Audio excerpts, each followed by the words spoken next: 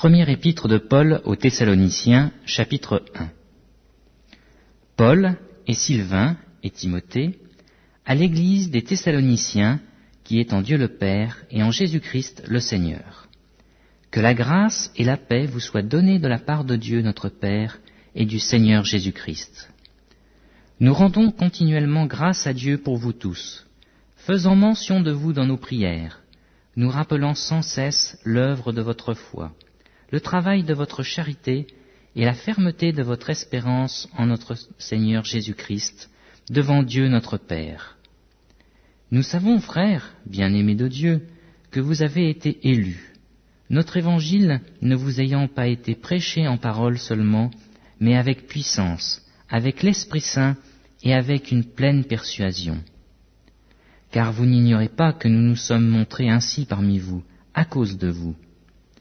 Et vous-même, vous avez été mes imitateurs, et ceux du Seigneur, en recevant la parole au milieu de beaucoup de tribulations, avec la joie du Saint-Esprit, en sorte que vous êtes devenus un modèle pour tous les croyants de la Macédoine et de l'Achaïe.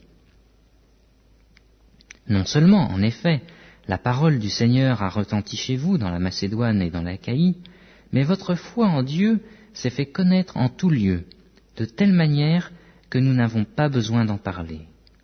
Car on raconte, à notre sujet, quel accès nous avons eu auprès de vous, et comment vous vous êtes convertis à Dieu en abandonnant les idoles, pour servir le Dieu vivant et vrai, et pour attendre des cieux son Fils qu'il a ressuscité des morts, Jésus, qui nous délivre de la colère à venir.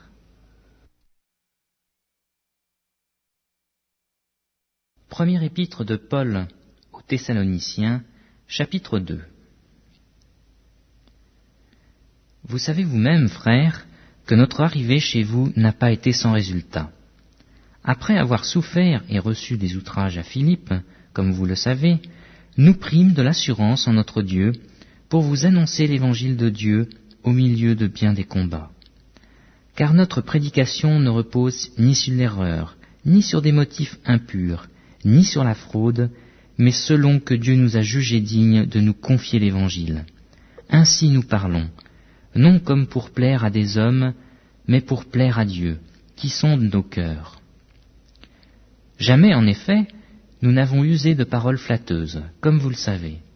Jamais nous n'avons eu la cupidité pour mobile. Dieu en est témoin. Nous n'avons point cherché la gloire qui vient des hommes, ni de vous, ni des autres. Nous aurions pu nous produire avec autorité, comme apôtres de Christ, mais nous avons été pleins de douceur au milieu de vous.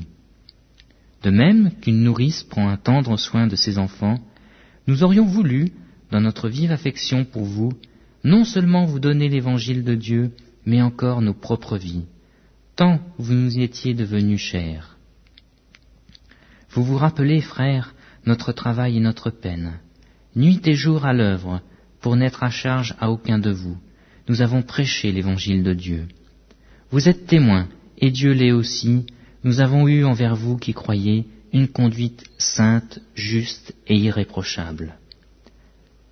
Vous savez aussi que nous avons été pour chacun de vous ce qu'un père est pour ses enfants, vous exhortant, vous consolant, vous conjurant de marcher d'une manière digne de Dieu, qui vous appelle à son royaume et à sa gloire. C'est pourquoi nous rendons continuellement grâce à Dieu, de ce qu'en recevant la parole de Dieu, que nous vous avons fait entendre, vous l'avez reçue, non comme la parole des hommes, mais ainsi qu'elle est véritablement, comme la parole de Dieu, qui agit en vous qui croyez. Car vous, frères, vous êtes devenus les imitateurs des églises de Dieu, qui sont en Jésus-Christ dans la Judée, parce que vous aussi, vous avez souffert de la part de vos propres compatriotes, les mêmes maux qu'elles ont souffert de la part des Juifs. Ce sont ces Juifs qui ont fait mourir le Seigneur Jésus et les prophètes, qui nous ont persécutés, qui ne plaisent point à Dieu, et qui sont ennemis de tous les hommes, nous empêchant de parler aux païens pour qu'ils soient sauvés, en sorte qu'ils ne cessent de mettre le comble à leurs péchés. Mais la colère a fini par les atteindre. Pour nous, frères, après avoir été quelque temps séparés de vous, de corps mais non de cœur, nous avons eu d'autant plus ardemment le vif désir de vous voir. Aussi voulions-nous aller vers vous, du moins moi, Paul, une et même 2 fois, mais Satan nous en a empêchés. Qui est en effet notre espérance, ou notre joie, ou notre couronne de gloire? N'est-ce pas vous aussi, devant notre Seigneur Jésus-Christ, lors de son avènement? Oui, vous êtes notre gloire et notre joie. Première épître de Paul aux Thessaloniciens, chapitre 3. C'est pourquoi, impatients que nous étions, et nous décidant à rester seuls à Athènes, nous envoyâmes Timothée, notre frère, serviteur de Dieu et ministre de l'Évangile de Christ, pour vous affermir et vous exhorter au sujet de votre foi, afin que personne ne fût ébranlé au milieu des tribulations présentes. Car vous savez vous-même que nous sommes destinés à cela. Et lorsque nous étions auprès de vous, nous vous annoncions d'avance que nous serions exposés à des tribulations, comme cela est arrivé et comme vous le savez. Ainsi, dans mon impatience, j'envoyais m'informer de votre foi, dans la crainte que le tentateur ne vous eût tenté, et que nous eussions travaillé en vain. Mais Timothée, récemment arrivé ici de chez vous, nous a donné de bonnes nouvelles de votre foi et de votre charité, et nous a dit que vous avez toujours de nous un bon souvenir, désirant nous voir comme nous désirons aussi vous voir. En conséquence, frères, au milieu de toutes nos calamités et de nos tribulations, nous avons été consolés à votre sujet à cause de votre foi. Car maintenant, nous vivons, puisque vous demeurez fermes dans le Seigneur. Quelles actions de grâce, en effet, nous pouvons rendre à Dieu à votre sujet, pour toute la joie que nous éprouvons à cause de vous, devant notre Seigneur. Nuit et jour, nous le prions avec une extrême ardeur, de nous permettre de vous voir, et de compléter ce qui manque à votre foi. Que Dieu lui-même, notre Père, et notre Seigneur Jésus-Christ aplanissent notre route pour que nous allions à vous. Que le Seigneur augmente de plus en plus parmi vous et à l'égard de tous cette charité que nous avons nous-mêmes pour vous, afin d'affermir vos cœurs, pour qu'ils soient irréprochables dans la sainteté devant Dieu notre Père, lors de l'avènement de notre Seigneur Jésus-Christ avec tous ses saints.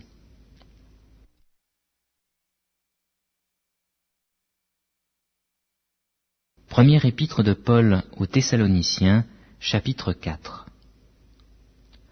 Au reste, frères, puisque vous avez appris de nous comment vous devez vous conduire et plaire à Dieu, et que c'est là ce que vous faites, nous vous prions et nous vous conjurons, au nom du Seigneur Jésus-Christ, de marcher à cet égard de progrès en progrès.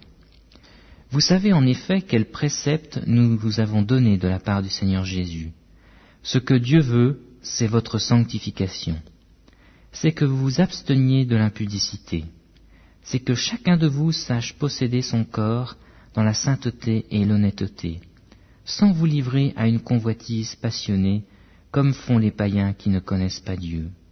C'est que personne n'use envers son frère de fraude et de cupidité dans les affaires, parce que le Seigneur tire vengeance de toutes ces choses, comme nous vous l'avons déjà dit et attesté. Car Dieu ne nous a pas appelés à l'impureté, mais à la sanctification. Celui donc qui rejette ces préceptes ne rejette pas un homme, mais Dieu, qui vous a aussi donné son Saint-Esprit. Pour ce qui est de l'amour fraternel, vous n'avez pas besoin qu'on vous en écrive, car vous avez vous-même appris de Dieu à vous aimer les uns les autres, et c'est aussi ce que vous faites envers tous les frères dans la Macédoine entière. Mais nous vous exhortons, frères, à abonder toujours plus dans cet amour, et à mettre votre honneur à vivre tranquille, à vous occuper de vos propres affaires et à travailler de vos mains, comme nous vous l'avons recommandé, en sorte que vous vous conduisiez honnêtement envers ceux du dehors et que vous n'ayez besoin de personne. Nous ne voulons pas, frères, que vous soyez dans l'ignorance au sujet de ceux qui dorment, afin que vous ne vous affligiez pas, comme les autres qui n'ont point d'espérance. Car si nous croyons que Jésus est mort et qu'il est ressuscité, croyons aussi que Dieu ramènera par Jésus et avec lui ceux qui sont morts. Voici en effet ce que nous vous déclarons d'après la parole du Seigneur. Nous, les vivants, restés pour l'avènement du Seigneur, nous ne devancerons pas ceux qui sont morts. Car le Seigneur lui-même, à un signal donné, et à la voix d'un archange, et au son de la trompette de Dieu, descendra du ciel, et les morts en Christ ressusciteront premièrement. Ensuite, nous les vivants, qui serons restés, nous serons tous ensemble enlevés avec eux sur des nuées, à la rencontre du Seigneur dans les airs, et ainsi nous serons toujours avec le Seigneur.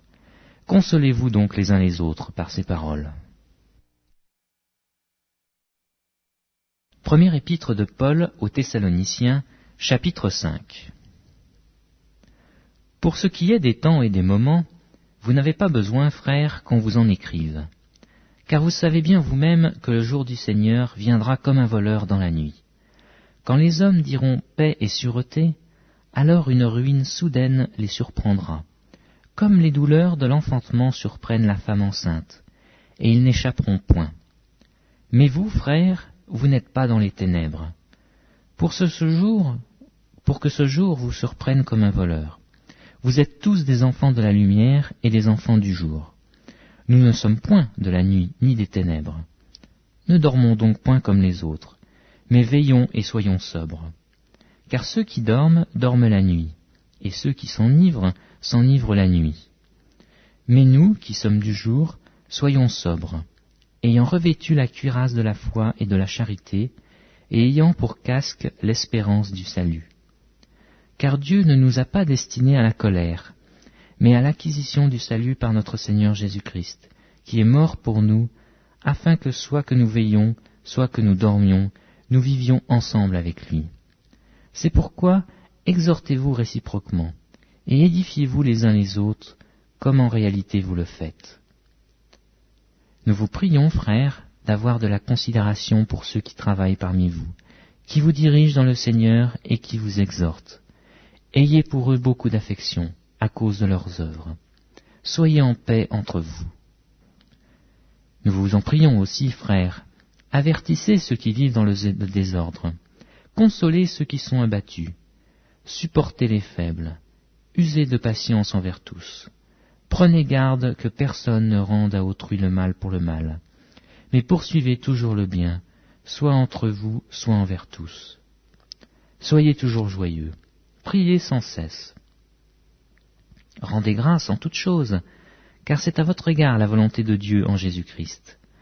N'éteignez pas l'esprit, ne méprisez pas les prophéties, mais examinez toutes choses, retenez ce qui est bon, abstenez-vous de toute espèce de mal.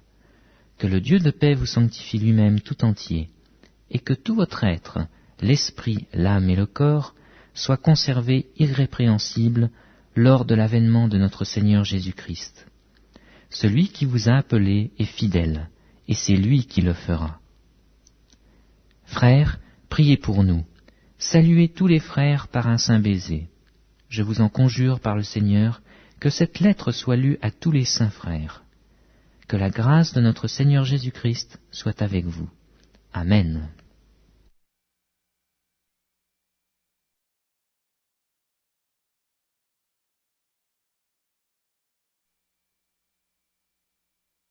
Deuxième épître de Paul aux Thessaloniciens, chapitre 1. Paul et Sylvain et Timothée, à l'église des Thessaloniciens qui est en Dieu notre Père et en Jésus-Christ le Seigneur. Que la grâce et la paix vous soient données de la part de Dieu notre Père et du Seigneur Jésus-Christ. Nous devons à votre sujet, frères, rendre continuellement grâce à Dieu, comme cela est juste, parce que votre foi fait de grands progrès, et que la charité de chacun de vous tous à l'égard des autres augmente de plus en plus. Ainsi, nous glorifions-nous de vous dans les églises de Dieu, à cause de votre persévérance et de votre foi au milieu de toutes vos persécutions et des tribulations que vous avez à supporter. C'est une preuve du juste jugement de Dieu, pour que vous soyez dignes du royaume de Dieu, pour lequel vous souffrez. Car il est de la justice de Dieu de rendre l'affliction à ceux qui vous affligent, et de vous donner, à vous qui êtes affligés, du repos avec nous, lorsque le Seigneur Jésus apparaîtra du ciel avec les anges de sa puissance, au milieu d'une flamme de feu, pour punir ceux qui ne connaissent pas Dieu et ceux qui n'obéissent pas à l'évangile de notre Seigneur Jésus-Christ. Ils auront pour châtiment une ruine éternelle, loin de la face du Seigneur et de la gloire de sa force, lorsqu'il viendra pour être, en ce jour-là, glorifié dans ses saints et admiré dans tous ceux qui auront cru, car notre témoignage auprès de vous a été cru.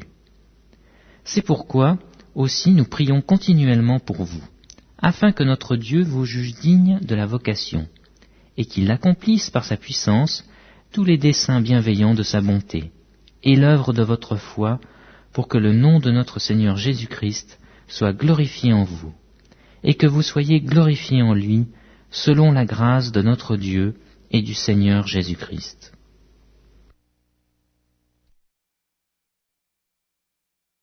Deuxième épître de Paul aux Thessaloniciens, chapitre 2.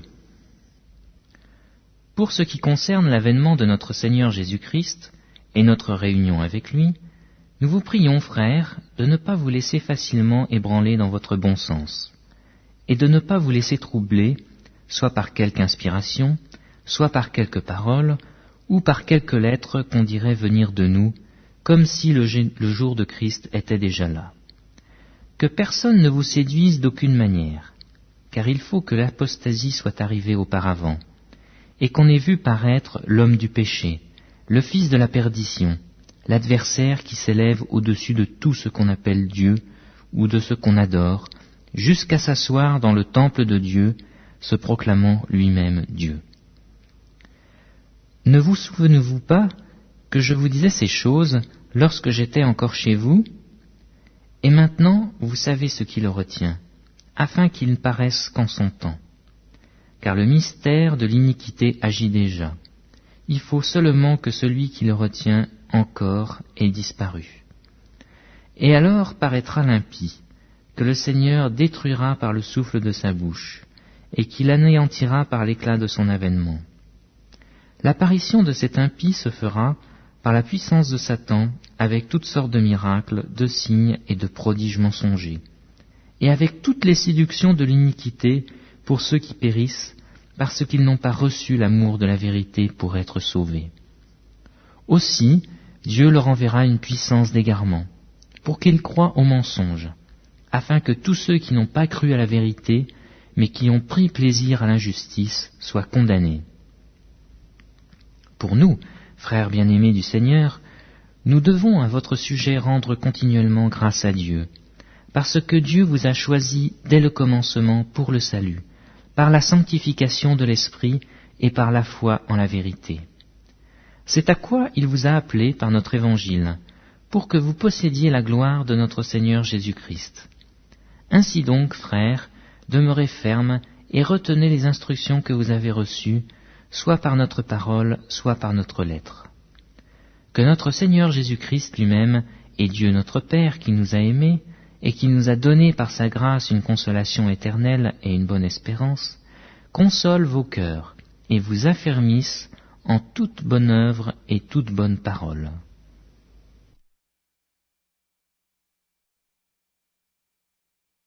Deuxième épître de Paul aux Thessaloniciens, chapitre 3. Au reste, frères, priez pour nous, afin que la parole du Seigneur se répande et soit glorifiée comme elle l'est chez vous, et afin que nous soyons délivrés des hommes méchants et pervers. Car tous n'ont pas la foi. Le Seigneur est fidèle. Il vous affermira et vous préservera du malin. Nous avons à votre égard cette confiance dans le Seigneur que vous faites et que vous ferez les choses comme nous recommandons. Que le Seigneur dirige vos cœurs vers l'amour de Dieu et vers la patience du Christ. Nous vous recommandons, frères, au nom de notre Seigneur Jésus-Christ, de vous éloigner de tout frère qui vit dans le désordre, et non seulement selon les instructions reçues de nous. Vous savez vous-même comment il faut nous imiter, car nous n'avons pas vécu parmi vous dans le désordre. Nous n'avons mangé gratuitement le pain de personne, mais dans le travail et dans la peine, nous avons été nuit et jour à l'œuvre, pour n'être à la charge d'aucun de vous. Ce n'est pas que nous n'en eussions le droit, mais nous avons voulu vous donner en nous-mêmes un modèle à imiter. Car lorsque nous étions chez vous, nous vous disions expressément, « Si quelqu'un ne veut pas travailler, qu'il ne mange pas non plus. » Nous apprenons cependant qu'il y en a parmi vous quelques-uns qui vivent dans le désordre, qui ne travaillent pas, mais qui s'occupent de futilités. Nous invitons ces gens-là, et nous les exhortons par le Seigneur Jésus-Christ, à manger leur propre pain, en travaillant paisiblement. Pour vous, frères, ne vous lassez pas de faire le bien. Et si quelqu'un n'obéit pas à ce que nous disons par cette lettre, notez-le, et n'ayez point de communication avec lui, afin qu'il éprouve de la honte. Ne le regardez pas comme un ennemi, mais avertissez-le comme un frère. Que le Seigneur de la paix vous donne lui-même la paix en tout temps, de toute manière. Que le Seigneur soit avec vous tous. Je vous salue, moi, Paul, de ma propre main. C'est là ma signature dans toutes mes lettres. C'est ainsi que j'écris. Que la grâce de notre Seigneur Jésus-Christ soit avec vous tous. Amen.